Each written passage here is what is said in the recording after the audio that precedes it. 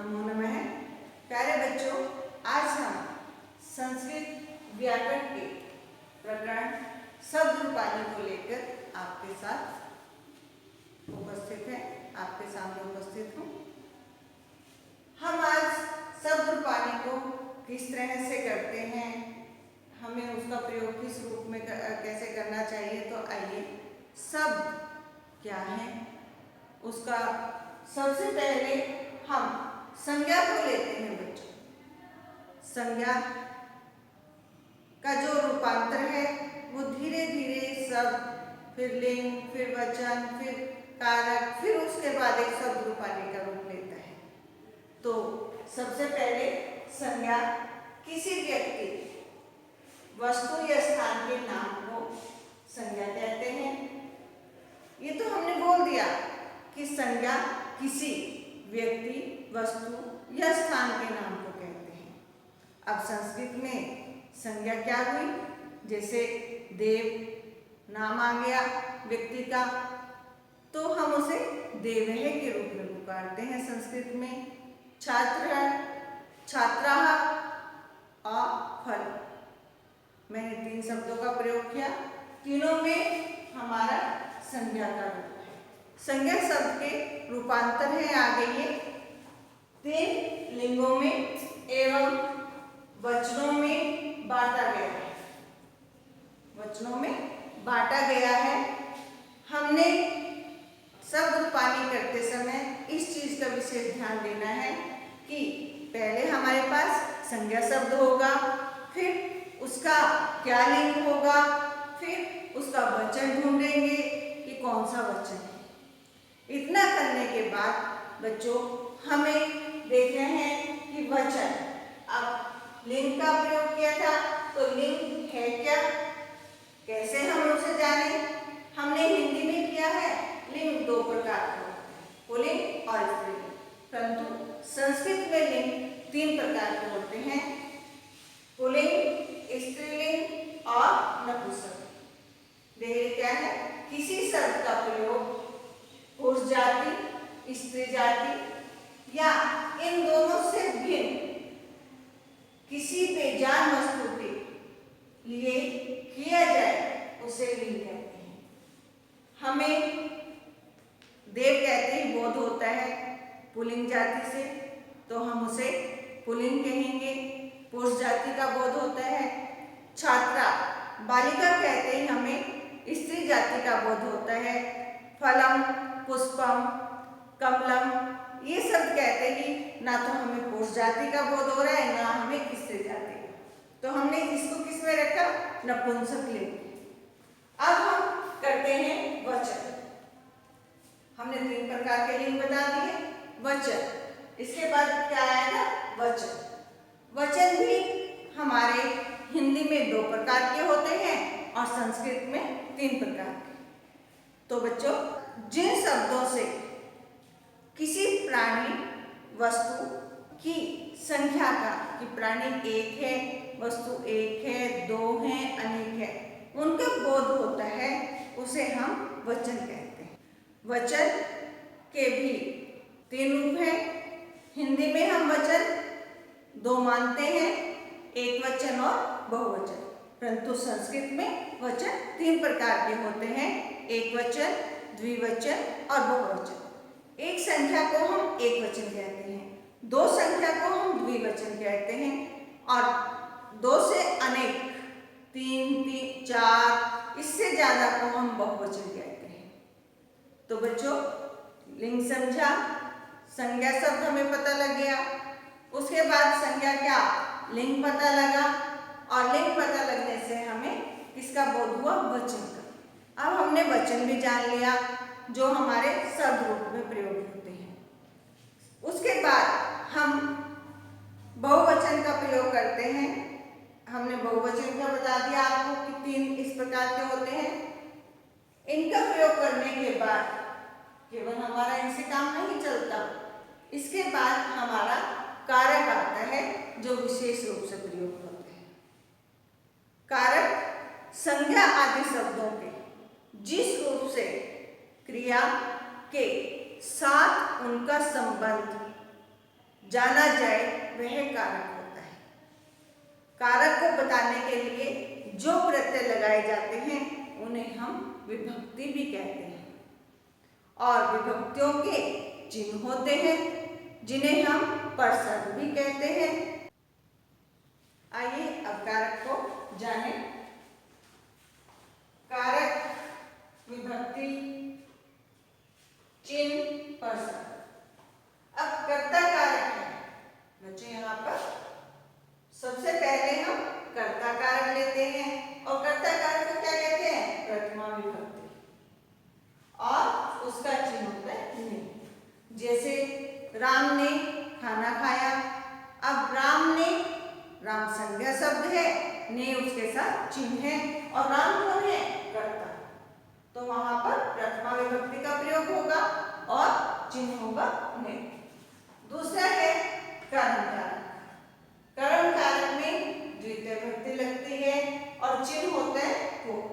राम ने मोहन को पुस्तक दी, अब राम ने कर्ता बोला था तो किसको दी? मोहन को।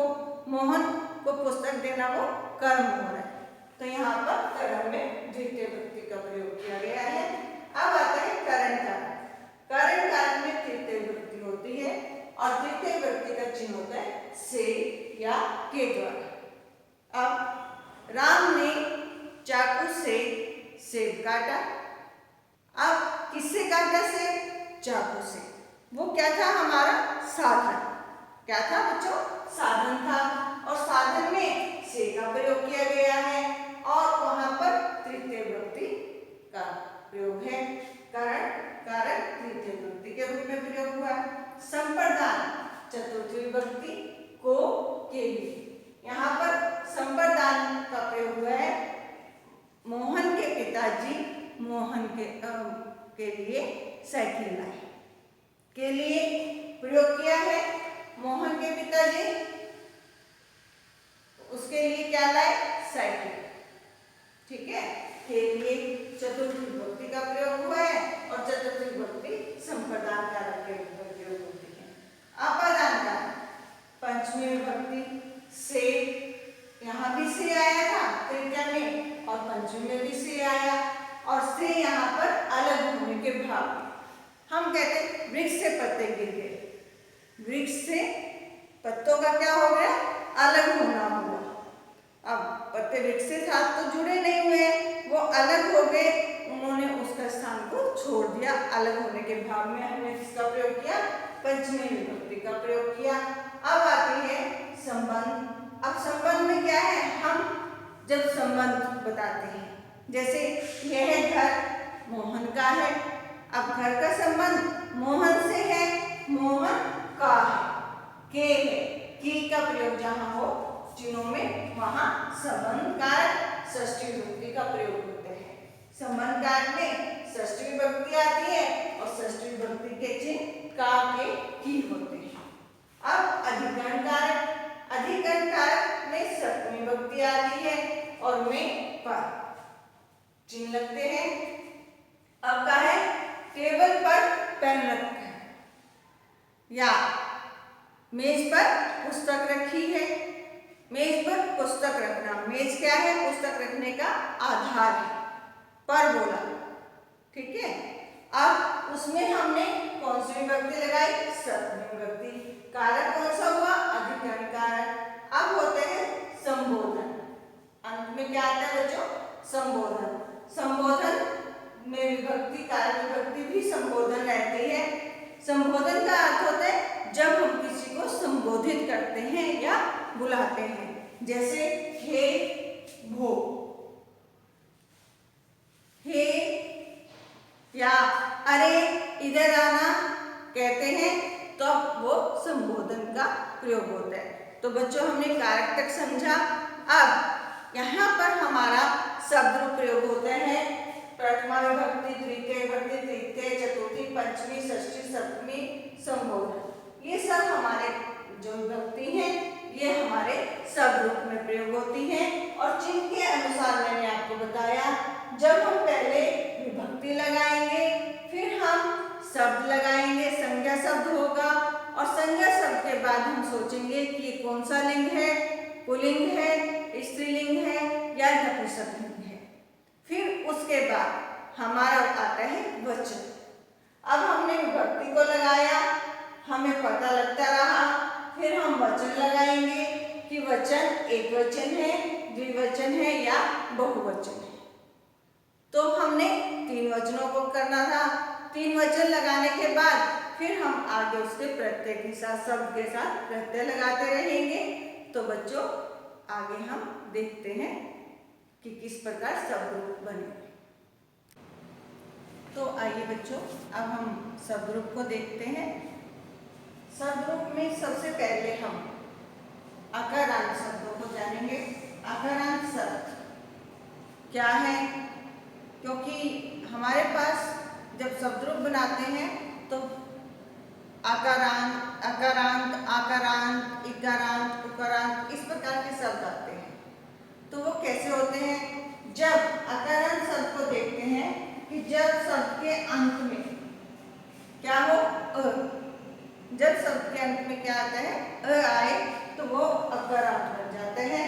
जैसे देव जमा ए जमा व जमा अ, व में क्या है अ, व में क्या है अ, तो ए लगने से ये क्या हो गया, अकारांत शब्द। जैसे बालक, बालक में भी क्या है, ब जमा आ जमा ल जमा अ जमा क जमा है। इसमें क्या है, क में ए का प्रयोग हुआ है, तो ये भी क्या हो गया, अकारांत। अब बच्चों अकारांत शब्द हमने जान लिया कि अकारांत शब्द क्या है। अब अकारांत पुल्लिंग शब्द होता है। अकारांत में क्या आते हैं, पुल्लिंग शब्द आते हैं, नपुंसकलिंग भी आते हैं। मगर हमने क्या डेफिनेशन में किया था, हमने परिभाषा में जाना था कि जो शब्द हमें पुरुष जाति का बोध करवाए उसे हम पुल्लिंग कहते हैं। अब अकारांत शब्दों के साथ हमने अकारांत शब्दों को जाना। अब अकारांत शब्दों के साथ अगर हम प्रत्यय लगा दें तो हमारा वो शब्द रूप बन जाते हैं। प्रत्यय देखें कि अगर हम प्रत्यय किस प्रकार लगाएंगे। विभक्ति वचनम में एक वचनम, द्विवचनम, बहुवचनम इनका प्रयोग होता है। अब प्रथमा विभक्ति हमने कारक किए थे, विभक्ति चिन्ह किए थे, विभक्ति भी की थी। कर्ता में कौन सी विभक्ति थी, प्रथमा विभक्ति, और ने का चिन्ह था। अब प्रथमा विभक्ति में एक वचन रहेगा अह प्रत्यय, द्विवचन में औ और बहुवचन में आह प्रत्यय का प्रयोग होगा। द्वितीय में आम एक वचन प्रत्यय आएगा, औ द्विवचन प्रत्यय आएगा और आन बहुवचन प्रत्यय। तृतीय में तृतीय विभक्ति का प्रयोग है। तृतीय में हमने किसका प्रयोग किया, प्रत्यय का, एन प्रत्यय का प्रयोग किया और आभ्याम प्रत्यय लगाया, आई प्रत्यय लगाया यहाँ पर बहुवचन में। चतुर्थी विभक्ति में आए, आए एक वचन का होता है, के लिए प्रयोग करते हैं। आभ्याम द्विवचन में आता है, एभे बहुवचन में आते हैं। अब पंचमी विभक्ति आठ किसमें आता है, पंचमी में आठ से अलग होने के रूप में, और आभ्याम द्विवचन में दो जब अलग होते हैं और एभे बहुवचन के लिए जब वे सब अलग। षष्ठी विभक्ति, षष्ठी विभक्ति में क्या था, संबंध कारक था और इसमें क्या था, का, के, की, रा, रे, री का प्रयोग होता है, संबंध बताते हैं। तो हमारा कौन सा प्रत्यय आया, शय प्रत्यय, और इसमें द्विवचन में अयोः और बहुवचन में आनाम प्रत्यय का प्रयोग हुआ। सप्तमी विभक्ति, अब यहाँ सप्तमी विभक्ति में हमने क्या किया था, संबोधन अधिकरण कारक था और अधिकरण कारक में में पद का प्रयोग किया था। तो ए हमने लगाया एक वचन में, अयोः प्रत्यय लगाया द्विवचन में और एषु प्रत्यय लगाया बहुवचन में। संबोधन में हमने कहा था कि संबोधन संबोधन ही रहता है जब हम किसी को पुकारते हैं। जब हम किसी को क्या करते हैं, पुकारते हैं या दूर से किसी को आवाज लगाते हैं तब हम संबोधन का प्रयोग करते हैं। तो संबोधन में हम हे जैसे जो शब्द रहेगा मूल रूप वाला ही आएगा। द्विवचन में औ प्रत्यय लग जाएगा और बहुवचन में आह प्रत्यय का प्रयोग होगा। अब बच्चों हम देव शब्द रूप करते हैं जो आपके सिलेबस में है। अब हम इन्हीं के साथ देव का प्रयोग करके दिखाती हूँ आपको कि हम किस प्रकार प्रत्यय का प्रयोग कर सकते हैं। हमने देव शब्द लिया, अकारांत पुल्लिंग शब्द, मूल शब्द क्या है? देव।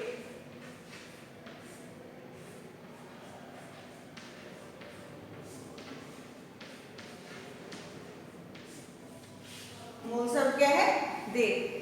अब हम क्या करते हैं कि इन प्रत्ययों के साथ, प्रत्यय यही रहेंगे आपके अकारांत पुल्लिंग में, प्रत्यय यही रहेंगे मगर इनके साथ किसका प्रयोग हो जाएगा? मूल शब्द का प्रयोग होगा। तो कैसे हमें याद रखना है, हम कैसे सभी पुल्लिंग शब्दों को, अकारांत पुल्लिंग शब्दों को याद रख सकते हैं? जब हम यहाँ अह का प्रयोग करते हैं तो हम लिख देंगे अह, वह में हम ऐ ही मिलाएंगे और विसर्ग के रहने देंगे तो लिखते हैं देव है। अब हमने कहा था द्वितीय में औ आता है, देव में औ मिला देंगे, क्या बन जाएगा? देवौ। हमने यहाँ पर द्विवचन में क्या लगाया? देवौ।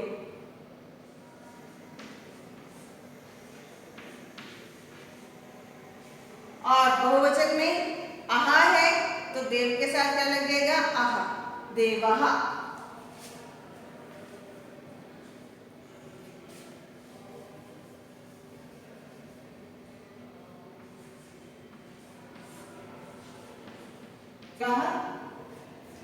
तो अब द्वितीय विभक्ति में अम प्रत्यय का प्रयोग हुआ है तो हम देव को यहाँ रखते हैं तो क्या बन जाता है? देवम। क्या बनेगा बच्चों? देवम।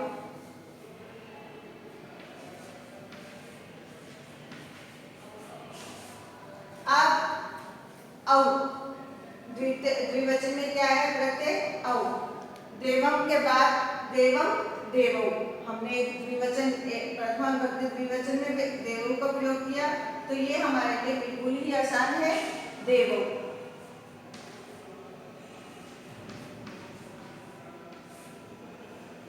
अब बहुवचन में जाएं, आन प्रत्यय का प्रयोग है तो क्या बन जाएगा? मूल शब्द लगाने से, देव मूल शब्द लगाने से क्या बन जाएगा? देवान।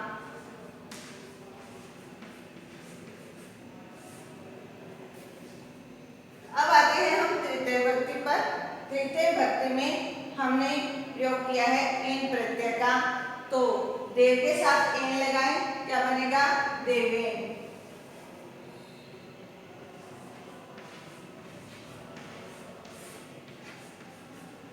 और आभ्याम लगाएं तो क्या बन जाएगा? देवाभ्याम।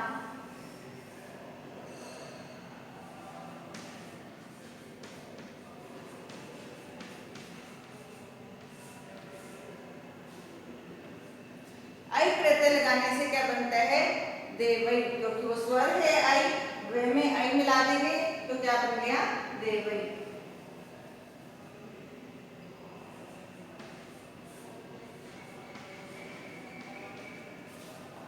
अब आगे है चतुर्थी विभक्ति।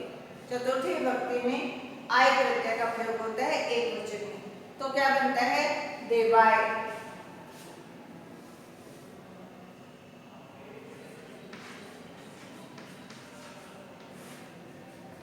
आभ्याम लगाने से वही पहले की तरह जहां हमने तृतीय विभक्ति में प्रयोग किया था, देवाभ्याम।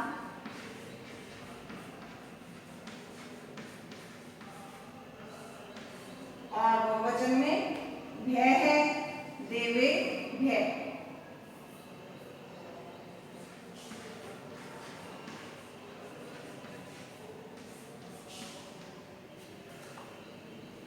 आज पंचमी विभक्ति में प्रयोग होता है बच्चों आज प्रत्यय का तो बन जाता है देवार।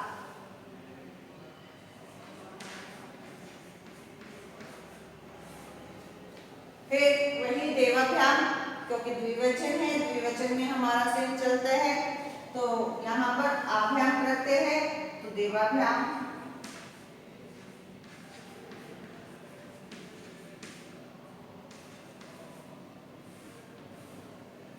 एभ्य देवेभ्य।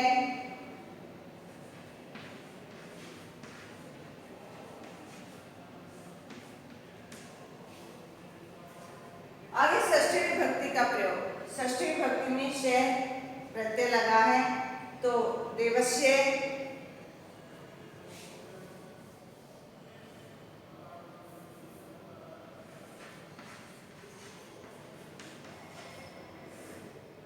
उसी प्रकार से यहो को प्रत्यय को हम देखते हैं तो देवयोः,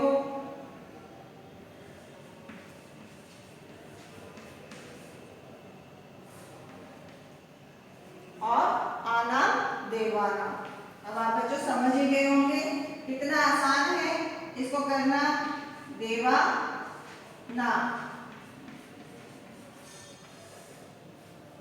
आसान है ना, तो हम देवानाम प्रत्यय का आनाम प्रत्यय से देवानाम बना सकते हैं।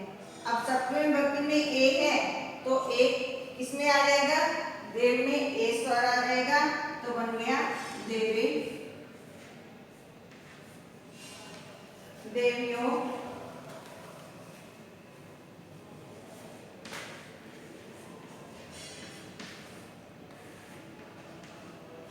और एसु देवेशु।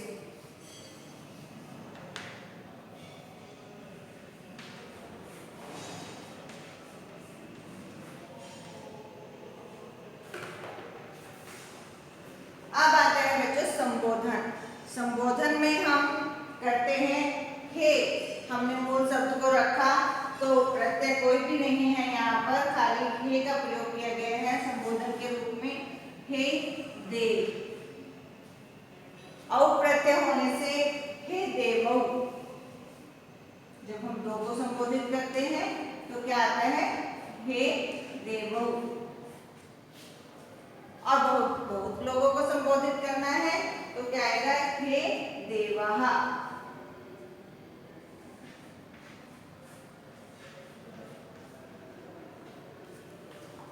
इस प्रकार बच्चों आपका आकारांत देव शब्द का प्रयोग किया, और देव शब्द रूप में आपको समझ आ गया होगा कि हम एक प्रत्यय लगाकर एक शब्द के साथ एक शब्द से अनेक शब्दों का को बना सकते हैं।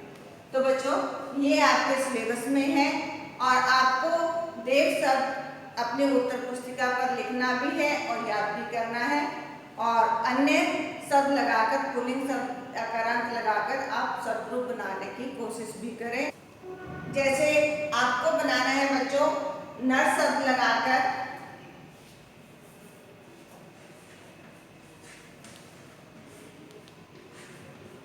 नर, बालक,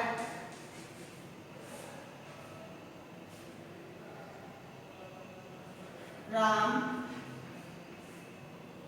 इन शब्दों को लगाकर आप देव शब्द रूप की तरह अभ्यास कर सकते हैं। अभ्यास करके भी देखिएगा ताकि आपको आने वाले कभी भी कोई भी शब्द रूप किसी भी रूप में पूछा जाए, व्याकरण दृष्टि से पूछा जाए, कौन सा वचन है, कौन सा लिंग है, किसी भी रूप में पूछा जाए तो आप अच्छे से उसे उत्तर के रूप में दे सकते हैं।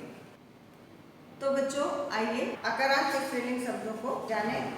आकारांत स्त्रीलिंग शब्द हमने आकारांत किए, अब क्या है आकारांत स्त्रीलिंग।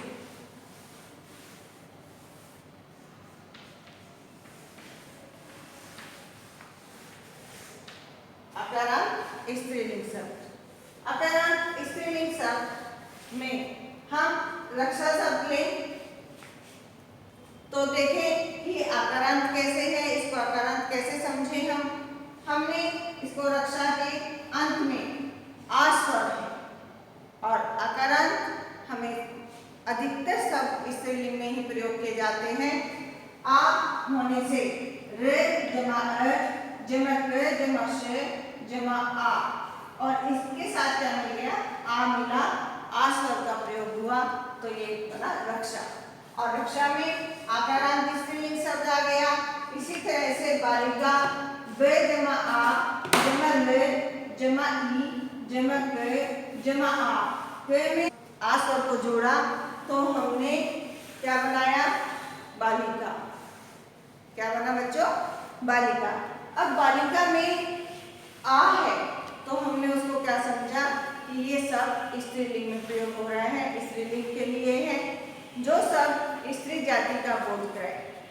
ये सब किसका बोध करवा रहे हैं? स्त्री जाति का।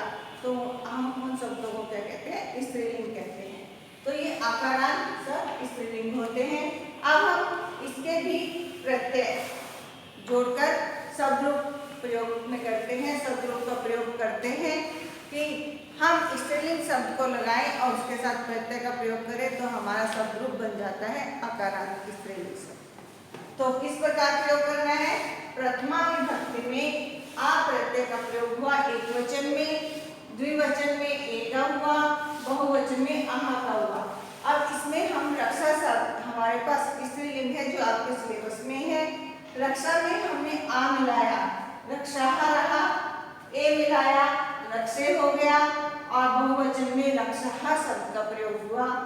अब द्वितीय विभक्ति उसी तरह से जैसे हमने पुल्लिंग में किया था, पुल्लिंग में भी हमने हर एक के साथ शब्द लगाते चले गए तो हमने उसका प्रयोग एकवचन द्विवचन में किया। अब रक्षायाम, रक्षे, रक्षाहा, फिर हमने तृतीय विभक्ति का प्रयोग किया। तृतीय विभक्ति में क्या प्रत्यय हमारे पास आया? रक्षया। ठीक है, वहां रक्षा नहीं रहेगा, रक्षया। आभ्याम, रक्षाभ्याम, आभि प्रत्यय लगाया, रक्षाभि का प्रयोग हुआ। अब चतुर्थी विभक्ति आती है। चतुर्थी विभक्ति में एक वचन में क्या है? आई प्रत्यय है तो आई प्रत्यय में रक्षा यही आ जाएगा। यहाँ पर रक्षा शब्द रखे तो रक्षा यही। फिर उसी तरह से द्विवचन में रक्षाभ्याम और बहुवचन में रक्षा भय। आभ्य प्रत्यय है तो रक्षा शब्द का प्रयोग लगाते रक्षा भय है। अब पंचमी विभक्ति का प्रयोग। पंचमी विभक्ति में प्रत्यय आता है आयाहा। क्या आता है बच्चों? आयाहा। आयाहा प्रत्यय आने पर रक्षायाहा। आभ्याम, रक्षाभ्याम, आभ्य, रक्षाभ्य। अब प्रत्यय आपको समझ में आ गए होंगे कि हम सब ग्रुप किस प्रकार से बनाते हैं।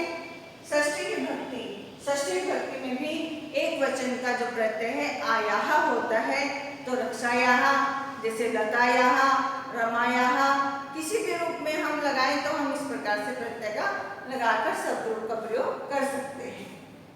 बस हमें प्रत्यय याद होने चाहिए। ये चार्ट हमें याद होगा तो हम किसी भी रूप में बना सकते हैं। रक्षायाहा, रक्षयोः, रक्षाणाम। सप्तमी विभक्ति में प्रत्यय रहता है आयाम। रक्षायाम, अयोः, रक्षयोः, आसु प्रत्यय लगने से रक्षासु।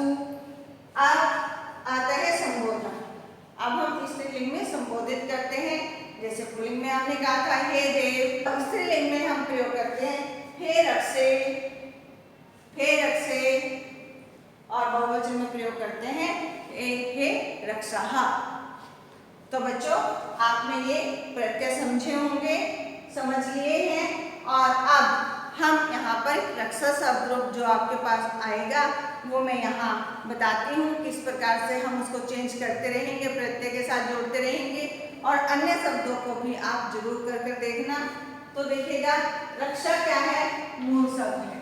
आपसे क्वेश्चन पूछ लिया जाता है रक्षा, रक्षा यही इति मूल शब्द है क्या? तो हम उत्तर देंगे रक्षा।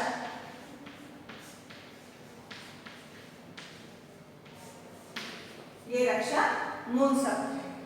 अब हम यहाँ पर प्रथमा में रक्षा शब्द का एक वचन लगाएं तो क्या आएगा?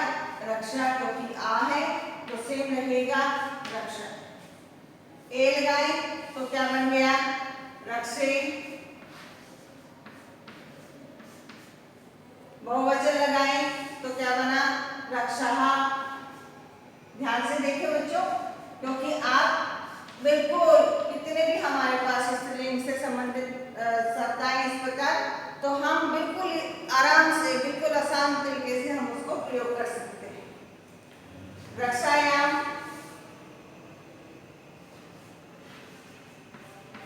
रक्षाम, रक्षे,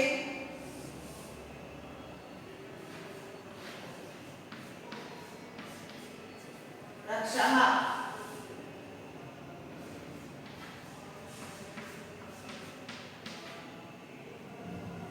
फिर अयः आ गया, अब रक्षया क्या आएगा, रक्षया,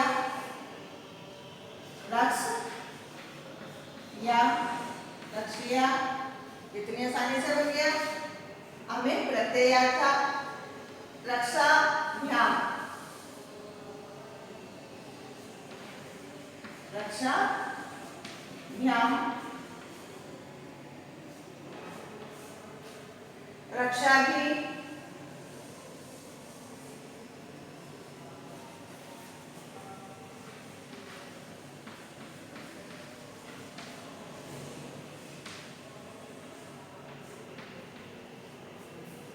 रक्षा यही चतुर्थी में जाएगा, रक्षा यही,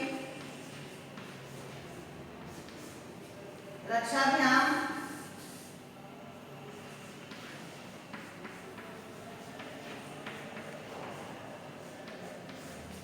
रक्षाभ्य,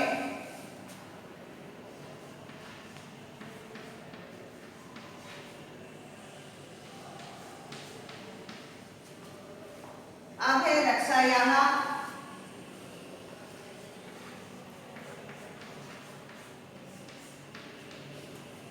रक्षाभ्याम,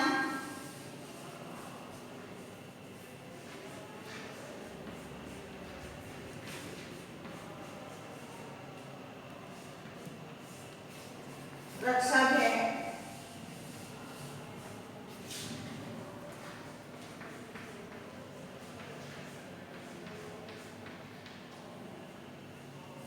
रक्षायाः,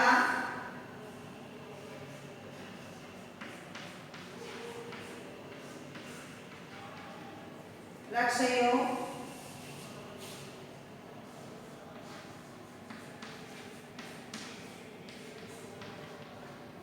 अब क्या आएगा, रक्षा नाम,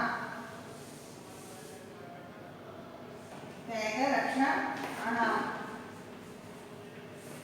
एक चीज देखिए कि बच्चों, आपने अभी अभी मैंने यहाँ पर प्रत्यय लगाया रक्षया षष्ठी विभक्ति में, फिर मैंने उसको रक्षयोः इसके अकॉर्डिंग चेंज किया, इसलिए मैंने अभी तक नहीं बताया था कि हमारा पहले की तरह ही चल रहा था। अब यहाँ रक्षा नाम किया मैंने, पहले क्या किया था, रक्षा नाम, आपने देखा होगा। फिर मैंने रक्षा नाम क्यों कर दिया, क्योंकि हम जब वर्ण करते हैं तब एक शब्द का प्रयोग करते हैं कि रे का संयोग होने से, रे और क और श, यहाँ पर रे श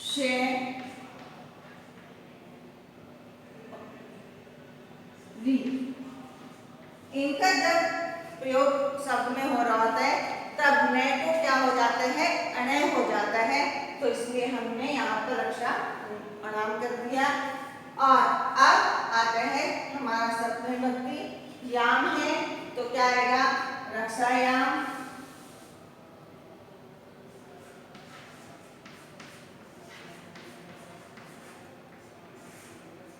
रक्षयोः,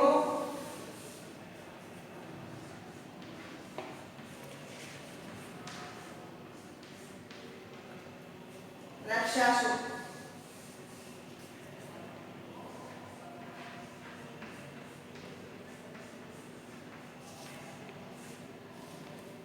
अब आता है संबोधन। संबोधन में हम क्या करते हैं, ए, हे रक्षे, ए आया ना, रक्ष के साथ क्या लग जाएगा, ए, हे रक्षे, रक्षे का अर्थ क्या है, रक्षा करना, और नाम भी हो सकता है रक्षा, हे रक्षे, क्योंकि तो यहाँ भी द्वितीया में प्रत्यय क्या है, ए, हे रक्षः, बहुवचन में क्या आएगा, हे रक्षः। तो बच्चों, ये आपका शब्द रूप रक्षा का हुआ। हमने रक्षा शब्द को किस प्रकार से प्रत्यय याद करने पर एक शब्द रूप के रूप में लाकर खड़ा कर दिया, इसी तरह से हम बालिका का बना सकते हैं, छात्रा का बना सकते हैं, लता का बना सकते हैं,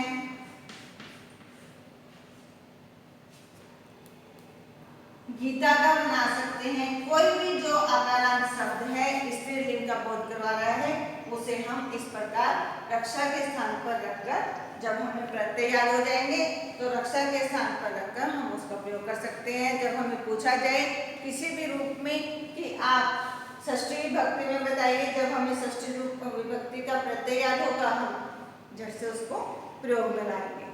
तो बच्चों, अगर आप इस वीडियो को ध्यान से, अगर आप इसको ध्यान से देखोगे, आज का काम जो मैंने करवाया है, तो आपको शब्द रूप कभी भूले नहीं जाएंगे।